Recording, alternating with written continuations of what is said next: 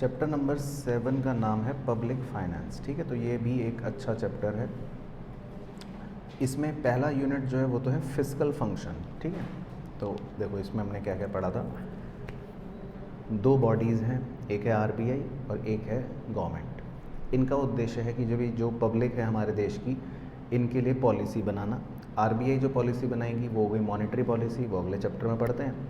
सरकार जो पॉलिसी बनाती है वो हो गई फिस्कल पॉलिसी, तो ये इस चैप्टर में पढ़ते हैं, है ना। तो इसी का नाम एक तरह से आप पब्लिक फाइनेंस समझ सकते हो।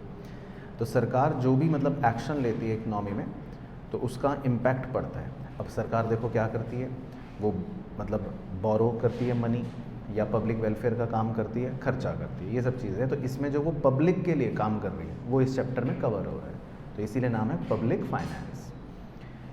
बाकी 3 मेन मैक्रो इकोनॉमिक गोल्स होते हैं किसी भी देश के, ये याद रखने हैं। कीवर्ड्स हैं ग्रोथ, रोज़गार मतलब एम्प्लॉयमेंट, और प्राइसेस स्टेबल रहे, स्टेबिलिटी, है ना।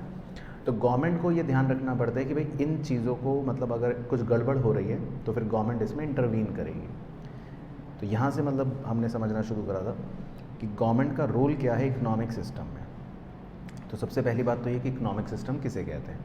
तो इकोनॉमिक सिस्टम एक ऐसा सिस्टम होता है जो लोगों को काम करने का अवसर देता है और लोगों को पैसा कमाने का मौका देता है। लेकिन प्रॉब्लम ये होती है हर इकोनॉमी में कि हर इकोनॉमी में स्कैरसिटी होती है, यानी कि लोग ज़्यादा चीज़ें चाहते हैं पर उतने रिसोर्स होते नहीं। तो इससे 3 प्रॉब्लम्स जनरेट हो जाती हैं। What to produce, how to produce, for whom to produce. क्या बनाएं, कैसे बनाएं, किसके लिए बनाएं।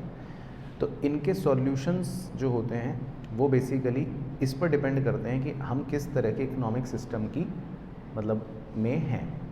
तो कैपिटलिस्ट इकोनॉमी में अगर हैं तो हमने पढ़ा था चैप्टर 1 में, तो मतलब पब्लिक के हिसाब से करेंगे डिसाइड, या प्रॉफिट मोटिव रहेगा। सोशलिस्ट इकोनॉमी है तो फिर गवर्नमेंट डिसाइड करेगी, उसमें वेलफेयर मोटिव रहेगा। मिक्स्ड इकोनॉमी है तो फिर दोनों का तालमेल रहेगा। तो वो बेसिकली ये हो गया। अच्छा, अब शुरू हुई थी कहानी एडम स्मिथ के ज़माने से, फादर ऑफ इकोनॉमिक्स। तो उनका ये मानना था कि भाई जो फ्री मार्केट इकोनॉमी होती है, कैपिटलिस्ट इकोनॉमी, वो बढ़िया है, उसको वो फेवर करते थे। लेकिन उनका ये भी कहना था कि सरकार का रोल 3 जगह पर होना चाहिए, डिफेंस में, जस्टिस सिस्टम में, और जैसे भाई जो पब्लिक से रिलेटेड काम हो गए या हॉस्पिटल्स वगैरह हो गए इनमें। फिर 1930 में ग्रेट डिप्रेशन आया। तब उसके बाद जब लोगों को लगा कि सरकार का रोल जो है वो तो वाकई में इम्पॉर्टेंट है, नहीं तो ऐसे तो मतलब इकोनॉमी बैठ जाएगी, तो फिर गवर्नमेंट ने धीरे धीरे मतलब कुछ फंक्शंस परफॉर्म करने शुरू करे, जिसको फिस्कल फंक्शंस नाम दिया गया। फिर रिचर्ड भाई आए जिन्होंने किताब लिखी थ्योरी ऑफ पब्लिक फाइनेंस की 1959 में। तो मतलब आगे का चैप्टर रिचर्ड भाई की कहानी ज़्यादा है, तो ये याद रखना है हमें। तो उन्होंने 3 ब्रांचेस निकाली टेक्सोनॉमी की, कह सकते हैं, जिसमें 3 मुद्दों पर चर्चा हुई। रिसोर्स एलोकेशन, उसको डिटेल में पढ़ेंगे। इनकम का रीडिस्ट्रीब्यूशन, अमीर गरीब का मतलब भेदभाव ना हो, उस पर को डिटेल में पढ़ेंगे। और स्टेबलाइजेशन, प्राइस की स्टेबिलिटी बनी रहनी चाहिए। तो एलोकेशन फंक्शन के अंदर तो मेन चीज़ यही थी कि रिसोर्सेज को मतलब आपको इस तरह से एलोकेट करना है कि सबको मैक्सिमम सेटिस्फेक्शन मिले, वेस्टेज कम से कम हो, इनएफिशिएंसी कम से कम। बाकी अगर हम कैपिटलिस्ट इकनॉमी में हैं तो वहाँ के फीचर्स आपको पता ही है क्या है, कि भाई कंज्यूमर किंग है, डिमांड सप्लाई का रोल रहेगा, मेरिट गुड्स कम रहेंगे। लेकिन अगर सोशलिस्ट इकनॉमी है तो उसमें सब कुछ गवर्नमेंट डिसाइड करेगी, पब्लिक वेलफेयर भी होगा, मेरिट गुड्स भी ज़्यादा रहेंगे। बाकी एफिशिएंट एलोकेशन रिचर्ड भाई के मुताबिक परफेक्टली कॉम्पिटिटिव मार्केट में ज़्यादा होता है, लेकिन प्रैक्टिकली परफेक्टली कॉम्पिटिटिव मार्केट्स होते नहीं। बाकी फिर रिचर्ड भाई ने बताया कि इनएफिशिएंट एलोकेशन के कारण क्या है, कि क्यों हम अपने रिसोर्स को मतलब अच्छे से एलोकेट नहीं कर पाते। तो बहुत से कारण हैं। पहला तो यही कि इम्परफेक्ट कंपटीशन रहता है, पब्लिक गुड्स की कमी रहती है, कई बार मार्केट इनकम्प्लीट रहता है, कई बार हम पर्यावरण को ज़्यादा एक्सप्लॉइट कर देते हैं, कई बार एक्सटर्नलिटीज़ हो जाती हैं। मतलब इस तरह से कुछ रीज़न्स की वजह से हम अपने रिसोर्स को ऑप्टिमली यूज़ नहीं कर पाते, ये मतलब हो गया। बाकी रिचर्ड ने कहा कि भाई सरकार जो है उसको इंटरवीन करना चाहिए मार्केट के अंदर, ताकि सोशल वेलफेयर भी हो। बाकी फिर उसके बाद रिचर्ड भाई ने कहा कि सरकार को अपनी पॉलिसियाँ बनानी चाहिए किसको कितना टैक्स लगाना है ये सोचना पड़ेगा, सरकार कैसे रेवेन्यू कमाएगी ये सोचना पड़ेगा, किस तरह के मतलब सोशल गुड्स बनाए यानी कि पब्लिक और मैरिड गुड्स बनाए, सरकार को ये भी सोचना पड़ेगा। मतलब ये रिचर्ड अपनी कुछ कहानियाँ बता रहे, तो जस्ट आप रीड कर लेना, ज़्यादा इसमें कुछ है नहीं। बाकी अलग अलग कुछ इंस्ट्रूमेंट्स हैं रिसोर्स एलोकेशन के जो आप आजकल प्रैक्टिकली भी देखते हो। जैसे कुछ चीज़ों में सरकार कई बार बैन लगा देती है, जैसे सिंगल यूज़ प्लास्टिक पे सरकार ने बैन लगा दिया, या फिर कई बार सरकार लाइसेंसिंग कर देती है कि भाई आपको अगर अल्कोहल की दुकान खोलनी है तो लाइसेंस लेना पड़ेगा। तो इस तरह से सरकार मतलब एलोकेशन इंस्ट्रूमेंट्स का यूज़ कर देती है रिसोर्स को एलोकेट करने के लिए। अच्छा, दूसरा फंक्शन जो मेन था रिचर्ड भाई ने बताया था वो था रीडिस्ट्रीब्यूशन।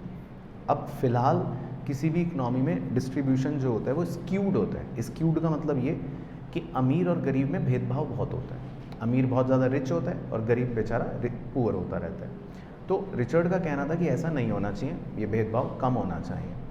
तो इसीलिए इसमें यह है कि भाई for whom to produce, basic question है किसके लिए बनाए। तो इसमें दो चीज़ें आती हैं, एक होते हैं प्रोग्रेसिव टैक्सेस कि भाई रिच से ज़्यादा टैक्स लो, एंड सब्सिडीज़, गरीब को ज़्यादा सब्सिडी दो। तो अमीर से ज़्यादा पैसा लेना है, गरीब को ज़्यादा पैसा देना है, ताकि डिस्ट्रीब्यूशन थोड़ा सा मतलब इक्वल सा हो जाए। बाकी इसमें इन्हीं बातों पर एम किया गया कि सोशल वेलफेयर हो, इक्वालिटी हो, सबको ज़रूरत की चीज़ें मिलें। इसीलिए सरकार के कुछ मतलब एग्जांपल्स हैं, जैसे प्रोग्रेसिव टैक्सेस है, सरकार गरीबों को सब्सिडी देती है, अनएम्प्लॉयमेंट का बेनिफिट देती है। तो मतलब ये पूरा इसी पर बेस्ड है, अपलिफ्टमेंट ऑफ पुअर, और रिच जो है उसको टैक्स ज़्यादा लगाना। लेकिन अब इसमें एक लड़ाई हो जाती है, अगर रिच पे ज़्यादा टैक्स लगाएंगे तो रिच नाराज़ हो जाएगा, तो फिर वो एफिशिएंटली काम नहीं करेगा, और अगर पुअर जो है उसका अपलिफ्टमेंट नहीं करेगी सरकार तो पुअर तो फिर वैसे ही बेचारा और पुअर हो जाएगा। तो यहाँ पर एक थोड़ा सा एक कॉन्फ्लिक्ट हो जाता है, इसलिए इस टॉपिक का नाम था एफिशिएंसी वर्सेस इक्विटी। तो सरकार को इस बात का ध्यान रखना पड़ता है कि हम रिच को भी मतलब बहुत ज़्यादा नाराज़ ना करें और पुअर जो है उसको भी अपलिफ्ट करें। तो ये हो गया आपका रीडिस्ट्रीब्यूशन वाला। तीसरा और आखिरी इम्पॉर्टेंट फंक्शन था रिचर्ड के हिसाब से स्टेबलाइजेशन फंक्शन। तो स्टेबलाइजेशन फंक्शन में ये है मुद्दा कि आउटपुट हो गया, खर्चा हो गया, लेबर हो गया। तो आउटपुट जो है वो प्रोडक्शन कैपेसिटी के हिसाब से हो, स्पेंडिंग टोटल आउटपुट के हिसाब से हो, लेबर फुली एम्प्लॉयड हो, इन्फ्लेशन कंट्रोल में रहे। तो इन चीज़ों को हम बोलते हैं कि मतलब इकनॉमी में स्टेबिलिटी चल रही है। तो कभी भी बहुत ज़्यादा मतलब प्राइजेस बढ़ना नहीं चाहिए या घटना नहीं चाहिए, तो स्टेबिलिटी बनी रहनी चाहिए। तो कीन्स का ये मानना था कि इकनॉमी जो है वो फुल एम्प्लॉयमेंट अपने आप अचीव नहीं कर सकती, इसीलिए गवर्नमेंट को इंटरफेयर करना चाहिए, ये कीन्स का मानना था। तो बाकी स्टेबिलिटी के लिए हम दो तरह की पॉलिसीज़ पढ़ते हैं, एक होती है मॉनेटरी पॉलिसी जो आगे पढ़ेंगे वैसे, और एक हो गई फिस्कल पॉलिसी। बाकी एक छोटा सा इसमें टर्म होता है स्टैगफ्लेशन के नाम से। स्टैगफ्लेशन का मतलब है कि इसमें स्टैगनेशन भी है यानी अनएम्प्लॉयमेंट है, और साथ साथ इन्फ्लेशन भी है, प्राइजेस बढ़ रहे हैं, तो बेरोज़गारी भी है देश में और दाम महंगे हो रहे हैं। तो इस सिचुएशन को स्टैगफ्लेशन कह देते हैं। बाकी स्टेबलाइजेशन इशू जो है ये कॉन्टेजियन होता है। कॉन्टेजियन का मतलब है कि अगर किसी विदेश में कोई दिक्कत हुई तो हमें भी हो जाती है, फैल जाती है, एक देश से दूसरे देश आसानी से ये दिक्कत फैल जाती है। बाकी इसमें हम क्या क्या मतलब कंसर्न रखते हैं, तो बहुत सारे इसमें मैक्रो इकोनॉमिक चीज़ें हैं, लेबर एम्प्लॉयमेंट हो गया, कैपिटल कैसे यूज़ करनी है, आउटपुट कितना बनाएंगे, प्राइस लेवल कितना होगा, बीओपी क्या होगा, ये सारी चीज़ें इस स्टेबलाइजेशन फंक्शन के अंदर आ जाती हैं। बाकी इसमें जैसे एक एग्जांपल दिया है कोविड का। अब कोविड के सिनेरियो में अगर हम ये याद करें तो सरकार क्या चाहती थी कि लोगों का मनी सप्लाई बढ़े, तो इसीलिए सरकार ने क्या करा था, उस समय अपने एक्सपेंडिचर्स बढ़ा दिए थे। इस पॉलिसी को बोलते हैं एक्सपेंशनरी फिस्कल पॉलिसी, और आरबीआई ने भी उस समय अपने मतलब इंटरेस्ट रेट्स को कम कर लिया था ताकि मनी सप्लाई बढ़ जाए। तो इसको बोलते हैं मतलब सरकार वाली पॉलिसी को एक्सपेंशनरी फिस्कल पॉलिसी, और अगर इसका उल्टा कर देते तो उसको बोलते हैं कॉन्ट्रैक्शनरी फिस्कल पॉलिसी। तो ये तो नाम हो गए। बाकी रिचर्ड ने एक नया टर्म इंट्रोड्यूस करा था, फिस्कल फेडरलिज्म। फेडरलिज्म का मतलब होता है कि पावर जो है वो सेंट्रल और स्टेट के पास डिवाइडेड हो और दोनों मिलजुल कर काम कर सकें। तो रिचर्ड ने बोला कि 2 फंक्शन तो सेंट्रल गवर्नमेंट को रखने चाहिए और एक फंक्शन स्टेट को रखना चाहिए। तो इनकम रीडिस्ट्रीब्यूशन और स्टेबलाइजेशन ये तो सेंट्रल गवर्नमेंट को रखना चाहिए, लेकिन जो एलोकेशन ऑफ रिसोर्सेज है तो वो हर स्टेट को अपना अपना देखना चाहिए, क्योंकि वो तो भाई वो ज़्यादा अच्छे से समझ पाएंगे। तो ये मतलब हो गया। बाकी एक स्टार पॉइंट छोटा सा था कि आर्टिकल 246 के हिसाब से जो पावर्स होती हैं वो 3 लिस्ट में डिवाइडेड होती हैं, यूनियन लिस्ट, स्टेट लिस्ट और कॉन्करेंट लिस्ट, है ना। तो एक ऐसी पॉइंट है। इसी तरह टैक्सेस कुछ स्टेट लेती है, कुछ सेंटर लेती है। सेंटर कौन कौन से रखती है वो ऊपर लिखे हैं, स्टेट कौन कौन से रखती है वो नीचे लेती है। बाकी इसके अलावा जो ये भी एक पॉइंट है कि भाई जो भी सेंटर को रेवेन्यू होता है वो उसको कुछ कुछ स्टेट्स को बांट देती है। बाकी फाइनेंस कमीशन जो है वो इस बात का ध्यान रखती है, प्रेसिडेंट का इसमें रिकमेंडेशन रहता है। 15 फाइनेंस कमीशन 27 नवंबर 2017 को कॉन्स्टिट्यूट हुआ था। इसमें 2 डिवीजन्स हैं, वर्टिकल इक्विटी और हॉरिजॉन्टल इक्विटी। वर्टिकल इक्विटी में सभी स्टेट्स जो हैं उनको मतलब उनका रेवेन्यू सेंट्रल कलेक्ट कर लेती है, और हॉरिजॉन्टल इक्विटी में उसको फिर अलग अलग स्टेटों के बीच में बांट देती है। तो ये तो बेसिक टर्म्स थे।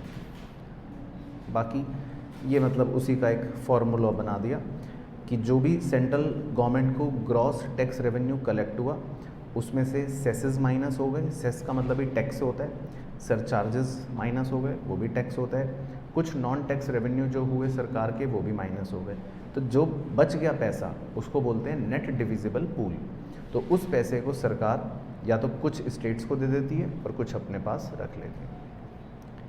फिर था जीएसटी। जीएसटी 3 प्रकार का है, ये भी शायद आपको पता होगा, सेंट्रल, स्टेट और इंटीग्रेटेड जीएसटी। बाकी यूटी जीएसटी भी है लेकिन वो इतना खास नहीं। और बाकी कुछ डेटा पॉइंट्स हैं कि 2022 में सुप्रीम कोर्ट ने कहा कि स्टेट और यूनियन के पास इक्वल और साइमल्टेनियस यूनिक पावर है जीएसटी पर कानून बनाने के।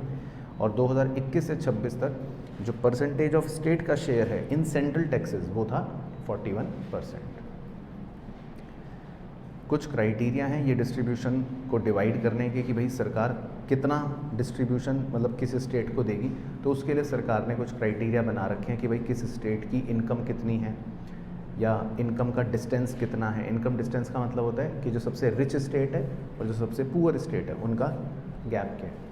बाकी किस स्टेट में पॉपुलेशन कितनी है, एज कितनी है, वहाँ की परफॉर्मेंस कैसी है, इन सब चीज़ों के हिसाब से सरकार खुद डिसाइड करती है।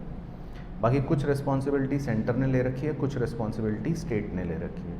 तो सेंटर वाली आप देख रहे हो वो ऊपर है और स्टेट वाली मतलब हो गई सोशल सर्विसेज वाली जनरल। चलो फिर इसी में है दूसरा unit market failure. Market failure का मतलब क्या? हाँ, तो इसमें कि यही एक मुद्दे की बात है। मार्केट का फेलियर तब मानते हैं कि अगर रिसोर्सेज को हमने एफिशिएंटली यूज़ नहीं करा। बिल्कुल सही।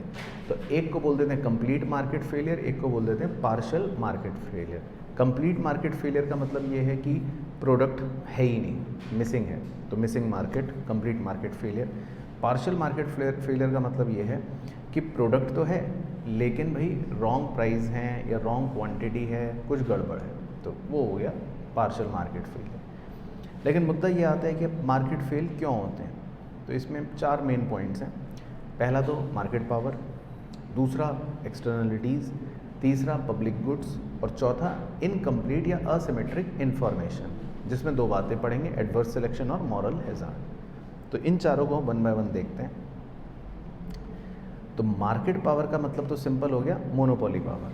तो ये एक बहुत ही सिंपल पॉइंट है कि भाई जैसे मान लो किसी की मोनोपोली बन गई तो फिर वो किसी और को आने नहीं देगा और वो आउटपुट को रिस्ट्रिक्ट करके रखेगा और खुद ही डिसाइड करेगा कि कितना बनना है और कितना बेचना है। दूसरे हो गए एक्सटर्नलिटीज़। एक्सटर्नलिटीज़ जो होते हैं वो पॉजिटिव भी हो सकते हैं, नेगेटिव भी हो सकते हैं। पॉजिटिव मतलब जैसे कुछ फ़ायदे हो गए, नेगेटिव मतलब कुछ नुकसान हो गए। तो एक्सटर्नलिटीज़ जो होते हैं वो भी मार्केट फेलियर के कारण बन सकते हैं।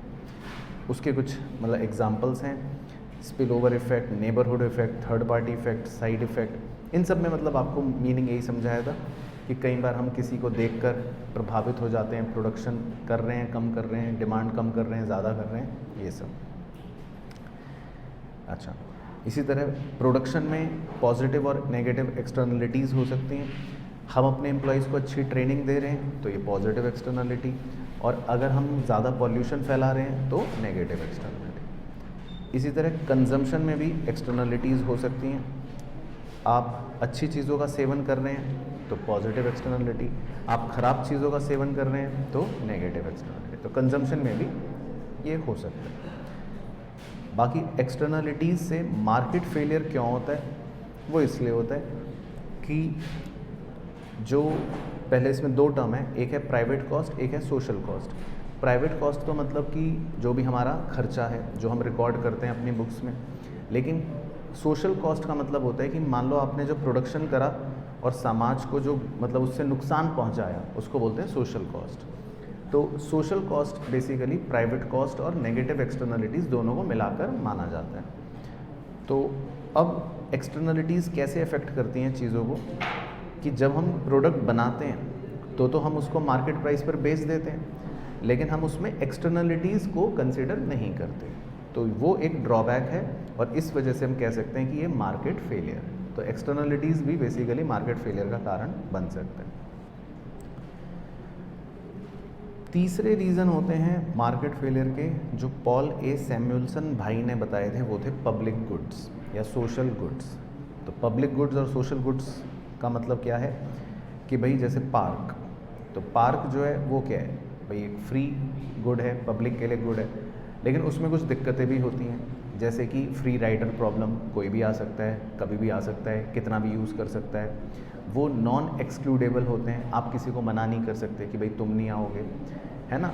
और उनमें एक्सटर्नलिटीज़ का इशू ज़्यादा होने की संभावना होती है। तो अब पब्लिक गुड्स जो होते हैं उनके लिए प्रोड्यूसर्स कभी भी मोटिवेटेड नहीं रहता, वो सोचता है कि यार मैं पब्लिक गुड क्यों बनाऊँ, इससे मेरा क्या फ़ायदा होगा। तो पब्लिक गुड की डिमांड बहुत होती है लेकिन प्रोड्यूसर बनाता नहीं है, तो इसीलिए वो मार्केट फेलियर का मतलब कारण बन जाते हैं। तो ये हो गया पब्लिक गुड। और चौथा होता है इनकम्प्लीट इन्फॉर्मेशन, यानी कि इन्फॉर्मेशन की कमी। तो इनकम्प्लीट इन्फॉर्मेशन में है कि भाई बायर या सेलर जो होता है उनके पास इन्फॉर्मेशन परफेक्ट नहीं होती। तो इसमें हमने जैसे एक एग्जांपल लिया था कि कई बार प्रोडक्ट कॉम्प्लेक्स होता है, या कई बार करेक्ट जानकारी मिलना मुश्किल होता है, या कई बार तो पार्टीज़ जानबूझ के ही गलत इन्फॉर्मेशन देती हैं। तो जैसे मान लो डॉक्टर है, आप सर्जरी करवाने गए, तो डॉक्टर एक प्रोड्यूसर हो गया, हम कंज्यूमर हो गए। तो अब उसमें अगर इन्फॉर्मेशन लेना भी हो तो वो प्रोडक्ट इतना कॉम्प्लेक्स है कि हमें क्या ही पता चलेगा, डॉक्टर कुछ भी बोल देगा तो हम मान लेंगे। तो ये मतलब इनकम्प्लीट इन्फॉर्मेशन का मतलब एक कहानी थी, जिसमें दो पॉइंट्स होते हैं। एक होता है असिमेट्रिक इन्फॉर्मेशन। तो असिमेट्रिक इन्फॉर्मेशन का मतलब ये है कि इम्बैलेंस है, तो किसी एक के पास ज़्यादा इन्फॉर्मेशन होती है, किसी के पास कम होती है, और जिसके पास ज़्यादा होती है फिर वो दूसरे वाले को एक्सप्लॉइट करता है ना। तो जैसे लैंडलॉर्ड है, उसको अपनी प्रॉपर्टी के बारे में ज़्यादा पता होगा, कहाँ दिक्कत है, कहाँ प्रॉब्लम है, तो वो सामने वाले को कम बताएगा। और इसमें दो बातें थी, एडवर्स सिलेक्शन और मॉरल हैज़ार्ड। एडवर्स सिलेक्शन का मतलब ये है कि जैसे मान लो एक पार्टी है, लेट्स से मिस्टर एक्स, तो वो मिस्टर वाई की इग्नोरेंस का क्या ले सकता है, एडवांटेज ले सकता है। तो उस केस में वाई जो है उसको नुकसान हो सकता है। तो हमने जैसे मतलब एक एग्जांपल भी लिया था कि जैसे इंश्योरेंस के अंदर अब कंपनी आपसे पूछती है कि भाई बताओ, आप सिगरेट तो नहीं पीते, आप ये तो नहीं करते, वो तो नहीं करते, आपकी हेल्थ कैसी। तो अगर आप थोड़ा बहुत झूठ बोल दोगे तो हो सकता है आपको फ़ायदा हो जाए और उनको नुकसान हो जाए।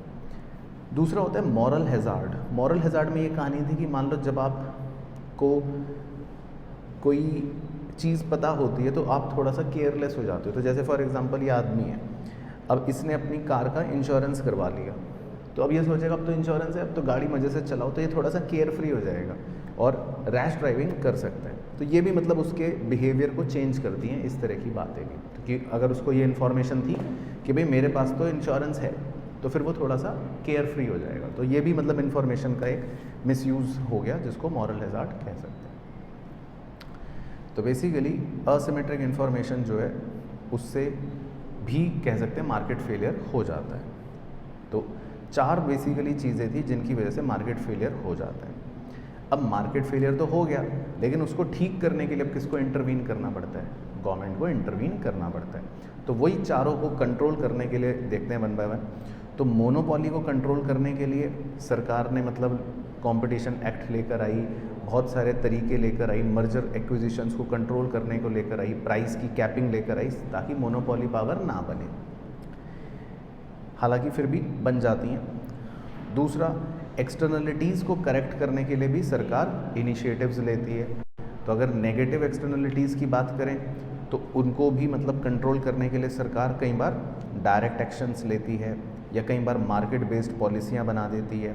और एसी पिग्यू ने तो इस पर कहा था, जिसको पिग्यूवियन टैक्सेस नाम देते हैं, कि भाई जैसे पॉल्यूशन है तो पॉल्यूशन पर भी टैक्स लगा दो कि जो भी कंपनी ज़्यादा पॉल्यूशन फैलाएगी उसको टैक्स देना पड़ेगा। बाकी उसके बारे में पिग्यू ने कहा था कि इसको लेकिन डिटरमाइन करना थोड़ा मुश्किल होता है, और कुछ चीज़ें जिसमें मान लो डिमांड इनइलास्टिक है, आपको कोई प्रोडक्ट बहुत पसंद है और आप तो खरीदोगे, तो वहाँ पे फिर ये टैक्सेस काम नहीं करेंगे। और एम्प्लॉयमेंट पर भी इन टैक्सेस का एडवर्स इफेक्ट पड़ता है, मतलब कि थोड़ा सा एम्प्लॉयमेंट इससे प्रभावित हो जाता है। फिर इसमें एक और टर्म हमने सीखी थी, कैप एंड ट्रेड। कैप का मतलब होता है लिमिट, ट्रेड का मतलब होता है बाय और सेल करना। तो इसमें एक कॉन्सेप्ट सिखाया था जो कार्बन क्रेडिट, एक प्रैक्टिकल कॉन्सेप्ट है, उसका थोड़ा सा कहानी वैसे समझा देता हूँ कि मतलब इसमें क्या होता है कि मान लो 3 फैक्ट्री हैं, अब सरकार उनको एक लिमिट देती है कि भाई आप 100 यूनिट्स तक पॉल्यूशन फैला सकते हो। अब तीसरी कंपनी, वो अच्छी कंपनी है, वो खाली 75 यूनिट ही पॉल्यूशन फैला रही है, तो सरकार उसको कहती है कि आपने 25 यूनिट कम पॉल्यूशन फैलाया, तो ये आप अपने पास क्रेडिट के तौर पे रख सकते हो, और आप चाहो तो इसको बेच भी सकते हो, किसी और फैक्ट्री को दे दो। तो ये सब कॉन्सेप्ट मतलब 1980s में यूएस के अंदर चल पड़े थे, और भारत में इन सब चीज़ों को लेके मतलब या फिर नेगेटिव एक्सटर्नलिटीज़ को कंट्रोल करने के लिए कुछ मतलब प्रावधान बनाए हैं, बिल बनाए हैं, वो यहाँ पर नाम दे रखे हैं। तो ये तो हो गई लिस्ट। अच्छा, बात करें पॉजिटिव एक्सटर्नलिटीज़ की, तो उसमें भी सरकार का मतलब फोकस रहता है कि भाई हम प्रोड्यूसर को सब्सिडीज़ दें, हम फर्टिलाइज़र्स पर सब्सिडीज़ दें, हम कंज्यूमर को भी मतलब सब्सिडीज़ दें कुछ इस तरह के प्रोडक्ट्स पर, ताकि वो अच्छे गुड्स की डिमांड करे। जैसे एजुकेशन पर सब्सिडीज़ देने की बात करती है सरकार। बाकी सरकार इसके अलावा फॉरेस्टेशन को बढ़ावा देने की बात करती है, वाटर बॉडीज़ को प्रोटेक्ट करने के लिए भी काम करती है। तो पॉजिटिव एक्सटर्नलिटीज़ को भी सरकार प्रमोट करती है। तो ये हो गया एक्सटर्नलिटीज़ में गवर्नमेंट का इंटरवेंशन। अच्छा, फिर होते हैं मेरिट गुड्स। तो मेरिट गुड्स में तो सरकार मतलब आपको कंपलसरी कर देती है कि भाई आपको अपना इंश्योरेंस करवाना पड़ेगा, आपको अपना इम्यूनाइजेशन करवाना पड़ेगा। तो ये भी सरकार का एक तरह से मतलब इंटरवेंशन हो गया। अब डीमेरिट गुड्स, उन पे सरकार जनरली बैन लगा देती है या उसमें नेगेटिव एडवर्टाइजमेंट कर देती है, ऐड दिखा देगी कि भाई देखो इससे कैंसर होता है, टोबैको से खाओगे तो ये हो जाएगा। तो इस तरह से सरकार डीमेरिट गुड्स को भी मतलब एक तरह से डीमोटिवेट करती है। हालांकि इन प्रोडक्ट्स की डिमांड जनरली इनइलास्टिक होती है, तो इसीलिए इसका प्रभाव थोड़ा सा कम होता है। बाकी पब्लिक गुड्स के केस में उसमें भी सरकार मतलब अपना इंटरवेंशन रखती है। तो चाहे डिफेंस हो, लीगल सिस्टम हो, फायर प्रोटेक्शन हो, ये सारी चीज़ें सरकार खुद ही प्रोवाइड करती है। और इसमें सरकार ये भी कहती है कि अगर किसी को वॉलंटरी कंट्रीब्यूशन करना है या कोई डोनेशन देनी है तो वो भी दे सकता है। इसके अलावा सरकार प्राइस इंटरवेंशन भी करती है, मतलब प्राइस के अंदर भी दखलंदाजी करती है, जिसका कॉन्सेप्ट आपने शायद पढ़ा होगा, प्राइस फ्लोरिंग और प्राइस सीलिंग। यानी कि सरकार कई बार मिनिमम प्राइस सेट कर देती है किसानों के लिए यानी एमएसपी, और कई बार कंज्यूमर्स के लिए मैक्सिमम प्राइस भी सेट कर देती है, जैसे गेहूं या चावल हो गया उन चीज़ों के लिए, जिसको बोल देते हैं प्राइस सीलिंग। फिर इंफॉर्मेशन के फेलियर को करेक्ट करने के लिए सरकार ने क्या स्टेप्स उठाए हैं? सरकार लेबलिंग पर फोकस करती है कि भाई खाने के पैकेट पे सब कुछ लिखा होना चाहिए। इसी तरह सेबी ने भी मतलब कंपनियों के लिए स्पेशल चीज़ें कही हैं कि आपको सारी चीज़ें डिस्क्लोज करनी पड़ती हैं। तो इन्फॉर्मेशन सही पहुँचे लोगों तक, इस बात का भी सरकार ध्यान रखती है। अच्छा, फिर इक्विटेबल डिस्ट्रीब्यूशन हो, अमीर गरीब के बीच में भेदभाव ना हो, तो इसका भी सरकार ध्यान रखती है। प्रोग्रेसिव टैक्सेस लगाती है, गरीबों को सब्सिडीज़ देती है, उनको अनएम्प्लॉयमेंट के अलाउंसेस देती है, जॉब्स के लिए रिजर्वेशंस देती है, ताकि इससे अमीर गरीब का भेदभाव भी कम हो जाए। तो सरकार जो है बेसिकली बहुत सी जगहों पर इंटरफेरेंस करती है, और उनसे चीज़ें कुछ ठीक भी होती हैं, लेकिन कई बार हम ये भी देखते हैं कि सरकार का इंटरवेंशन इनफेक्टिव रहता है, क्योंकि कई बार वेस्टेज हो जाती है रिसोर्सेज की, या कई बार दूसरी प्रॉब्लम्स क्रिएट हो जाती हैं। तो ये बेसिकली मार्केट फेलियर का यूनिट था, जिसमें आपको 4 रीज़न पता होने चाहिए मार्केट फेलियर के और गवर्नमेंट इंटरवेंशन कैसे कर रही है। अच्छा, फिर इसमें तीसरा यूनिट होता है, वो आपने 12th में पढ़ रखा होता है, तो वो बहुत आसान होता है, वो है बजट मेकिंग। तो अब सरकार जो है वो अपना बजट कैसे बनाती है ना। तो ये सारा बहुत ही सिंपल आपको लगेगा। तो देखो, बजट का मतलब तो पता ही है कि इसमें एस्टिमेटेड रिसिप्ट्स और एस्टिमेटेड एक्सपेंडिचर्स रिकॉर्ड करती है गवर्नमेंट कि कहाँ से पैसा आएगा और कहाँ पैसा जाएगा। अब इस बजट को बनाने का एक प्रोसेस होता है, वो है कि भाई ये ministry of finance NITI Aayog के साथ कंसल्ट करके बनाती है और इसे फिर दोनों हाउसेस में प्रेजेंट किया जाता है। एक एनुअल फाइनेंशियल स्टेटमेंट बनता है। बजट का प्रोसीजर ये है कि पहले प्रिपरेशन होता है बजट का, फिर उसको प्रेजेंट करते हैं, फिर फाइनल उसका एग्जीक्यूशन होता है। बाकी इसमें 2 एक्टिविटीज़ इन्वॉल्व होती हैं, एडमिनिस्ट्रेटिव प्रोसेस जिसमें लिखा पढ़त होती है, लेजिस्लेटिव प्रोसेस जिसमें कानूनी प्रक्रिया होती है। बाकी बजट से पहले एक कंसल्टेशन होता है जिसको प्री बजट कंसल्टेशन कहते हैं। और बजट डॉक्यूमेंट्स में जनरली हम 2 साल के अपने जो भी खर्चे हैं या जो भी रिसिप्ट्स हैं वो रिकॉर्ड करते हैं। करंट ईयर में अगर कोई चेंज हुआ एस्टीमेट में वो भी रिकॉर्ड करते हैं, और फिर जो एक्चुअल हुआ पिछले साल वो भी बात बता देते हैं। बाकी बजट के 2 पार्ट्स होते हैं। तो अगर हम निर्मला सीतारमण की लास्ट स्पीच सुनेंगे फाइनेंस मिनिस्टर जी की, तो पहले पार्ट में वो जो मैक्रो इकोनॉमिक की सिचुएशन है वो समझाती हैं कि क्या हुआ है, और बाद में फिर अपने वो मेजर्स और टैक्स प्रपोजल्स बताती हैं कि ऐसे ऐसे हमें करना है। बाकी एनुअल फाइनेंशियल स्टेटमेंट में 3 पार्ट्स होते हैं, वो नाम मैंने आपको लिखवाए भी थे। कंसोलिडेटेड फंड ऑफ इंडिया कि भाई कितना पैसा है, कॉन्टिजेंसी फंड ऑफ इंडिया कितना मतलब हम कंटिजेंसी के लिए संभाल के रख रहे हैं, और पब्लिक अकाउंट्स कि भाई जो पब्लिक अकाउंट्स हैं वो सारे मेंटेनेंस इन डॉक्यूमेंट्स में होती है। बाकी बजटेड डॉक्यूमेंट्स के अंदर क्या क्या चीज़ें कवर की जाती हैं ये भी एक लिस्ट पता होनी चाहिए। भाई एनुअल फाइनेंशियल स्टेटमेंट आ गए, सरकार अगर कोई ग्रांट दे रही है वो डिमांड फॉर ग्रांट आ गए, फाइनेंस बिल्स आ गए।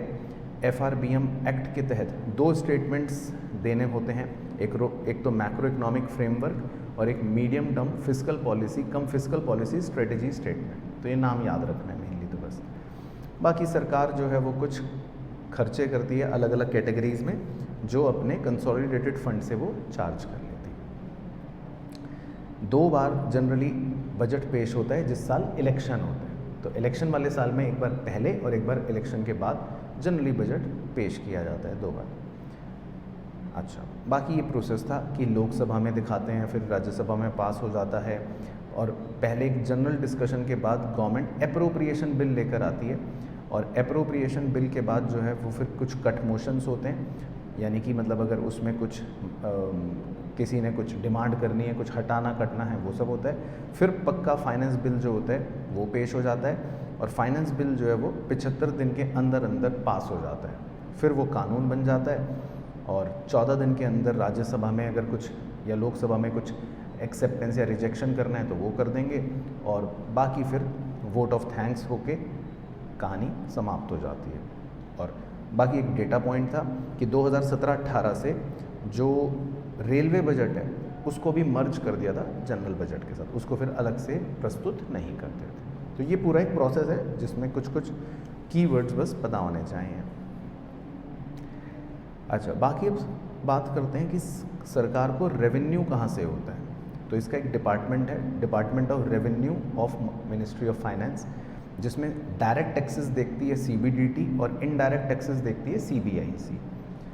बाकी जो भी टैक्स रेवेन्यू है वो स्टेट भी शेयर करता है, NCCD भी शेयर करती है, और गवर्नमेंट के जो रिसिप्ट्स हैं उनके मेन सोर्सेज होते हैं रेवेन्यू रिसिप्ट और कैपिटल रिसिप्ट। तो ये पोर्शन आपने 12th में पढ़ा था। रेवेन्यू रिसिप्ट में टैक्स रेवेन्यू भी आ जाता है और नॉन टैक्स रेवेन्यू भी आ जाता है, और कैपिटल रिसिप्ट्स में हम कहते हैं लाइबिलिटी अगर बढ़ रही है तो डेट रिसिप्ट्स, और अगर एसेट कम हो रहा है तो नॉन डेट रिसिप्ट, है ना। तो ये तो क्लास 12th वाला सेम है, एग्जाम्पल भी आप देख सकते हैं।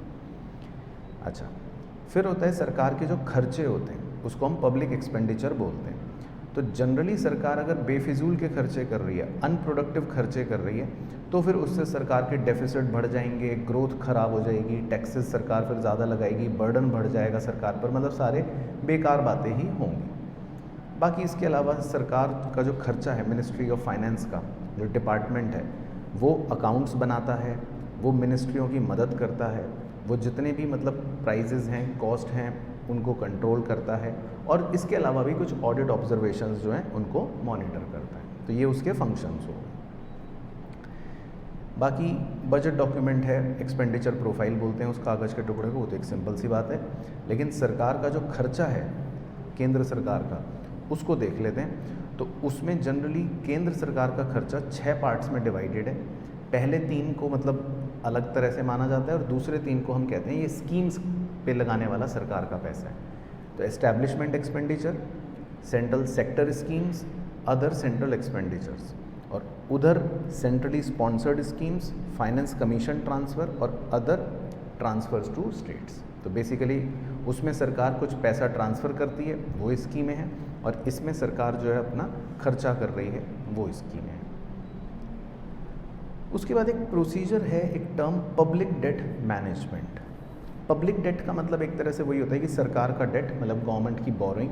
तो गवर्नमेंट जो बोरो करती है पैसा, वो इंटरनल सोर्सेज से भी कर सकती है और एक्सटर्नल सोर्सेज से भी कर सकती है ना। इंटरनल मतलब हो गया कि पब्लिक से बोरो कर लिया, और एक्सटर्नल मतलब हो गया बाहर से बोरो कर लिया। बाकी डेट सस्टेनेबिलिटी होना बहुत ज़रूरी है ताकि हमारी मैक्रो इकोनॉमिक हेल्थ सही बनी रहे। तो डेट सस्टेनेबिलिटी का मतलब है कि डेट बहुत ज़्यादा नहीं होने चाहिए, बहुत कम तो खैर नहीं होंगे।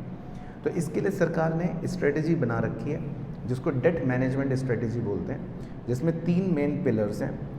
एक तो लो कॉस्ट बोरोइंग, सस्ते दामों पर बोरोइंग हो जाए, रिस्क मिटिगेशन, उसमें रिस्क सरकार का बहुत कम हो, और मार्केट डेवलपमेंट, मतलब सरकार चाहती है कि मतलब उसमें और भी प्रोडक्ट्स बने ताकि लोन लेना आसान हो जाए।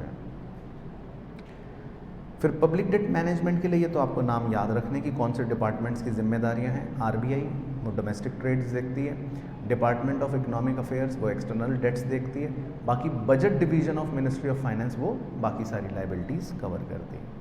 3 महीने तक के लोन्स को कहते हैं वेज एंड मीन्स एडवांसेस, जो आरबीआई देती है। बाकी एफआरबीएम की फुल फॉर्म पता होनी चाहिए, fiscal responsibility and budget management, ये कानून था जो 2003 में आया था। बाकी पीडीएमसी एक मतलब सेल है जो 2016 में डिपार्टमेंट ऑफ इकोनॉमिक अफेयर्स के अंदर बनाया गया है। और पब्लिक डेट की अगर बात करें गवर्नमेंट की बोरिंग की, तो वो एक फिगर दे रखी है 1,69,46,666 करोड़, इतने रुपए का डेट था 2022 में, जिसमें से इंटरनल काफ़ी ज़्यादा है और एक्सटर्नल काफ़ी कम। बाकी आरबीआई जो है वो एक जी-सेक मार्केट आप कह सकते हो वो इंट्रोड्यूस कर रही है, जिसमें वो रिटेल इन्वेस्टर्स को इंट्रोड्यूस करना चाहती है। जी-सेक का मतलब होता है गवर्नमेंट सिक्योरिटीज़। अच्छा, सरकार का जो बजट है वो बेसिकली वेरी सिंपल 3 तरह का हो सकता है। बैलेंस्ड बजट यानी कि खर्चा और रिसिप्ट दोनों बराबर, या सरप्लस बजट, इसमें एक्सपेंडिचर कम, या डेफिसिट बजट, इसमें एक्सपेंडिचर ज़्यादा। अब ये तो खैर टर्म्स हो गई सिंपल। बजट डेफिसिट जो होता है यानी कि जब खर्चा ज़्यादा है और रिसिप्ट कम, तो बजट डेफिसिट 3 तरह का और हो सकता है। उसके 3 टाइप्स कह देते हैं होता है। एक को बोलते हैं रेवेन्यू डेफिसिट, जिसमें हम सिर्फ revenue expenditure minus revenue receipt करते हैं, ये सेम 12th का है कॉन्सेप्ट है। फिस्कल डेफिसिट जो एक तरह से बोरोइंग्स को सिग्निफाई करता है, जिसको निकालने के 2-3 फॉर्मूले हैं, जैसे total expenditure minus total receipts excluding borrowing, या फिर revenue deficit plus capital expenditure minus capital receipt excluding borrowing. और प्राइमरी डेफिसिट जो है, प्राइमरी डेफिसिट, उसको निकालने का फॉर्मूला है fiscal deficit minus net interest liability. Clear हो गया?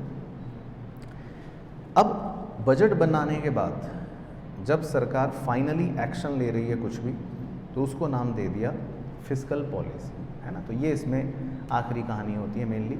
तो फिस्कल पॉलिसी का मतलब तो वेरी सिंपल है कि सरकार का जो भी रेवेन्यू है और सरकार के जो भी खर्चे हैं, उस खर्चे और रेवेन्यू की पॉलिसी को हम फिस्कल पॉलिसी कह देते हैं। तो इसमें मेनली 2-3 चीज़ों पे फोकस रहता है कि टैक्सेशन, पब्लिक एक्सपेंडिचर कि सरकार कितना खर्चा कर रही है, या पब्लिक बोरोइंग कितना बोरो कर रही है। बाकी पब्लिक फिस्कल पॉलिसी जो है वो डिमांड साइड पॉलिसी मानी जाती है कि भाई डिमांड साइड की पॉलिसी है, क्योंकि इसमें हम खर्चों की बात कर रहे हैं कि सरकार कितना खर्चा कर रही है। अच्छा, फिर आता है इसके ऑब्जेक्टिव्स, वो आपको लिखवाए थे, वो बेसिक है, वो आप रीड भी कर सकते हो कि फिस्कल पॉलिसी में सरकार का उद्देश्य ये होता है कि हम जितना हो सके फुल एम्प्लॉयमेंट अचीव करें, प्राइस की स्टेबिलिटी बनी रहे, इकोनॉमिक डेवलपमेंट तेज़ी से हो और इनकम और वेल्थ का इक्विटेबल डिस्ट्रीब्यूशन हो। सरकार की ये कोशिश रहती है। बाकी फिस्कल पॉलिसी के दो टाइप्स हैं, very simple, expansionary fiscal policy और contractionary fiscal policy. Expansionary fiscal policy में सरकार चाहेगी कि लोगों के पास पैसा बढ़ जाए, तो इसीलिए वो टैक्स कम कर देगी, पब्लिक एक्सपेंडिचर बढ़ा देगी, या बोरोइंग्स वगैरह जो है वो भी कम कर देगी। उसके बाद अगर कॉन्ट्रैक्शनरी फिस्कल पॉलिसी की बात करूं तो उसमें सरकार का मोटिव होता है कि पैसा कम कर दें लोगों के पास से, तो उस केस में सरकार टैक्सेस को बढ़ा देगी और पब्लिक एक्सपेंडिचर को कम कर देगी। अच्छा, फिर इसके बाद है जी इंस्ट्रूमेंट्स ऑफ फिस्कल पॉलिसी। अब सरकार कौन से इंस्ट्रूमेंट्स यूज़ करती है, तो ये बहुत सिंपल है। जैसे पहला हो गया एक्सपेंडिचर, तो हम सिंपल बात करेंगे, चाहे कैसा भी एक्सपेंडिचर हो, कैपिटल एक्सपेंडिचर, करंट एक्सपेंडिचर या ट्रांसफ़र पेमेंट, लेकिन हमें एक बादल याद रखना है कि जब सरकार एक्सपेंडिचर बढ़ाती है ना, तो इससे कहीं ना कहीं देश में डिमांड बढ़ती है और कहीं ना कहीं फिर इन्फ्लेशन बढ़ जाता है, एंड वाइस वर्सा। टैक्सेस की बात करें तो टैक्सेस दो तरह के हैं, डायरेक्ट इनडायरेक्ट, लेकिन मुद्दे की बात ये, अगर सरकार टैक्स बढ़ाएगी तो इससे लोगों की इनकम कम होगी और डिमांड कम हो जाएगी। पब्लिक डेट मतलब पब्लिक से बोरो करना या एक्सटर्नल सोर्सेज से बोरो करना, तो जब भी मार्केट से बोरो करती है सरकार या मतलब किसी भी और सोर्स से बोरो करती है सरकार, तो आपको ये ध्यान रखना है ज़्यादा बोरो करने से लोगों का पैसा कम हो जाएगा तो डिमांड कम हो जाएगी, तो ये बादल याद रखना है। बाकी फिस्कल पॉलिसी के कुछ इंपॉर्टेंट पॉइंट्स हैं। बजट तीन तरह के हैं, वो तो हमने देख ही लिया, बैलेंस्ड, सरप्लस या डेफिसिट बजट। और फिस्कल पॉलिसी जो है वो लॉन्ग रन इकोनॉमिक ग्रोथ में हेल्प करती है, जहाँ पर हम सप्लाई साइड के इफ़ेक्ट्स दिखाते हैं, यानी कि अगर सरकार रोड्स पर खर्चा कर रही है, 24 घंटे बिजली आए इस बात पर खर्चा कर रही है, तो ये भी मतलब लॉन्ग रन में इकोनॉमिक ग्रोथ में हेल्प करता है। बाकी सरकार पब्लिक गुड्स पर भी खर्चा करती है ताकि लॉन्ग रन में हमारी इकोनॉमी ग्रो करे। इसके अलावा फिस्कल पॉलिसी में सरकार इनइक्वालिटी कम करने पर भी ध्यान रखती है, तो अमीरों पर ज़्यादा टैक्स लगा देगी और गरीबों को कम टैक्स लगाएगी या ज़ीरो टैक्स लगाएगी। इसके अलावा फिस्कल पॉलिसी में कहते हैं कि भाई कुछ लिमिटेशंस भी हैं। लिमिटेशंस ये है कि कई बार डेटा टाइम पर नहीं मिलता, डिसीजन लेने में डिले हो जाता है, डिसीजन ले लेते हैं तो इम्प्लीमेंट होने में डिले हो जाता है, इम्प्लीमेंट ले लेते हैं तो कई बार उसका नतीजा आने में ही मतलब समय लग जाता है या पता ही नहीं लगता हमें। तो इस तरह से मतलब बहुत सारे इसमें लैग्स हैं। बाकी और भी लिमिटेशंस हैं कि कई बार ट्रेड साइकिल्स आती हैं, कई बार गवर्नमेंट अपने खर्चे कम नहीं कर पाती है, और कई बार मतलब सरकार को डिसइंसेंटिव्स भी मतलब सरकार की पॉलिसी की वजह से इन्वेस्टर्स को इंसेंटिव्स भी झेलने पड़ते हैं कि भाई टैक्स ज़्यादा लगा दिया तो प्रोड्यूसर सोचता है कि यार ये तो नुकसान हो रहा है। तो बहुत से लिमिटेशंस मतलब हो जाते हैं। अच्छा, फिर इसमें बड़ा एक स्पेशल चीज़ आपको लिखवाई थी, क्राउडिंग आउट। क्राउडिंग आउट कब होता है? क्राउडिंग आउट का मतलब है, ये अच्छा टर्म है, कि जब रिसेशन का टाइम चलता है तो उस समय धीरे धीरे सरकार अपने खर्चे बढ़ाती है ताकि डिमांड बढ़े। तो सरकार धीरे धीरे अपने खर्चे जब बढ़ाना शुरू करती है तो उससे प्राइवेट स्पेंडिंग्स जो है वो कम होनी शुरू होती हैं। प्राइवेट सेक्टर वाला खर्च नहीं करता और सरकार ज़्यादा खर्च करती है, तो प्राइवेट सेक्टर वाला धीरे धीरे क्या हो जाता है, आउट हो जाता है कई बार। तो इस बात को क्राउडिंग आउट बोल देते हैं। तो ये इसका कॉन्सेप्ट होता है ना, कि भाई ये देखो ऐसे समझाया था कि क्राउडिंग आउट का मतलब है कि रिसेशन के दौरान मतलब क्या होता है, प्राइवेट सेक्टर वाला तो अपनी इन्वेस्टमेंट कम करते हैं कि यार अभी नहीं करना, गवर्नमेंट खर्चा ज़्यादा करना या इन्वेस्ट ज़्यादा करना शुरू कर देती है। तो इस चीज़ को क्राउडिंग आउट बोल देते हैं कि प्राइवेट सेक्टर जो है, प्राइवेट इन्वेस्टमेंट जो है वो धीरे धीरे क्या हो रही है, कम हो रही है। तो ये है इसमें बस। तो क्लियर हो गया, समझ आ गया छोटा सा। तो ये चैप्टर में मतलब आपको ये 4 यूनिट्स बस अच्छे से पता होने चाहिए।